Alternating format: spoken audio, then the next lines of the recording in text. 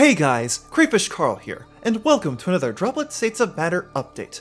Early Access 1.41 is now available. This update reworks 3 different levels, giving them another pass to improve player progression in the early game.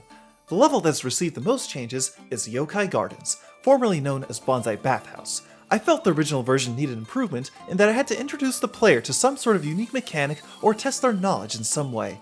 What I chose to do was to make sure that they are up to speed on what enemy types are immune to certain states of matter. This is to make sure that they are adequately prepared for the encounter with Karabani, who uses a similar mechanic during her boss fight.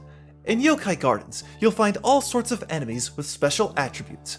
There's the Nurakabe, a stone enemy resistant to cloud form, the Ents, plant-based enemies immune to water form, and the newly introduced Yuki Ono, a ghostly enemy immune to ice form. Don't get too close, or you might just be chilled by its freezing breath. You'll also find some other aesthetic changes. The level progresses through the 4 seasons, starting and ending with springtime. In the winter section, you'll default to ice form, which might make our new spectral friends a bit tricky to deal with, but of course, that's part of the challenge.